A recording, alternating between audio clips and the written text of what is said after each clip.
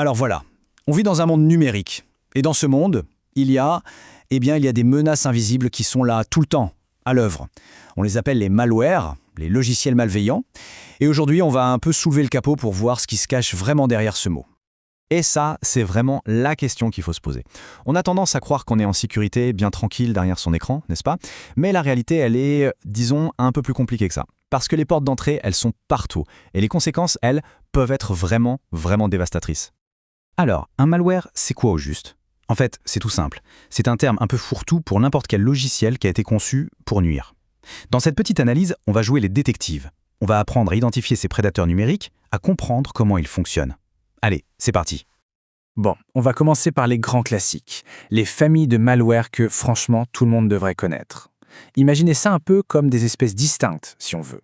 Chacune a sa propre technique de chasse, sa propre méthode d'attaque et bien sûr son propre objectif. Le premier, c'est le virus. Et honnêtement, le nom est super bien trouvé. C'est exactement comme un virus biologique. Pour survivre, pour se propager, il lui faut absolument un hôte.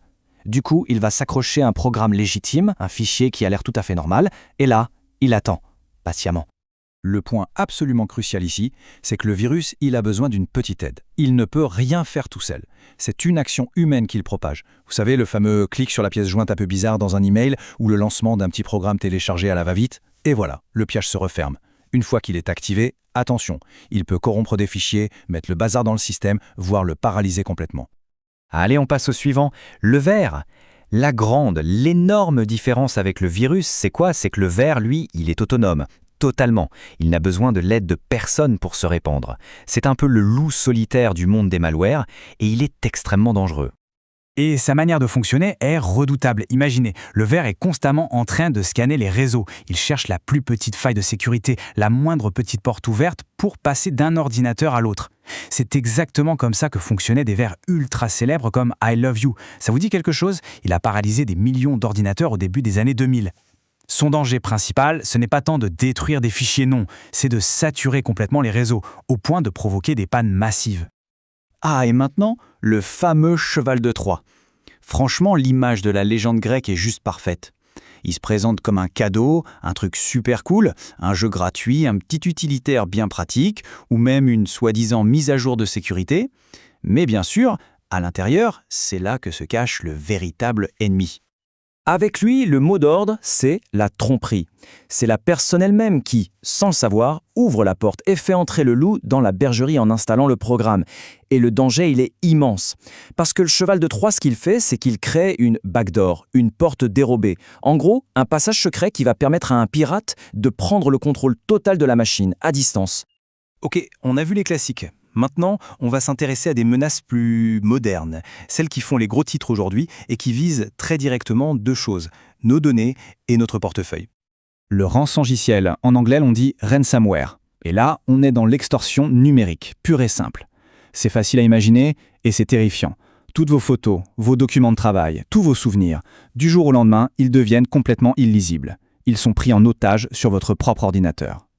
Et comment il arrive ce truc ? Le plus souvent, c'est via un email de hameçonnage, ce genre de message frauduleux qui pousse à cliquer sur un lien piégé. Le danger est maximal, c'est la perte totale des données. Et, point très important, même en payant la rançon, il n'y a absolument aucune garantie de tout récupérer. On enchaîne avec le logiciel espion, le spyware. Bon, là le nom est assez transparent, n'est-ce pas? Son job, c'est d'opérer dans l'ombre, en toute discrétion.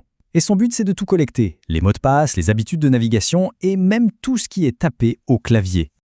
Et il est malin, parce qu'il s'installe très souvent en même temps qu'un logiciel gratuit. Le risque ici, il est énorme. On parle de vol d'identité, de pillage de comptes en banque, notamment avec des outils qu'on appelle des enregistreurs de frappe, qui capturent absolument chaque touche pressée. Imaginez les dégâts. Et on termine cette galerie de portraits avec l'adware, le logiciel publicitaire. À première vue, on pourrait se dire, bon, c'est juste agaçant. Des pop-up, des bannières de pub partout, c'est pénible, mais c'est tout. Eh bien non. La nuisance va bien plus loin que ça.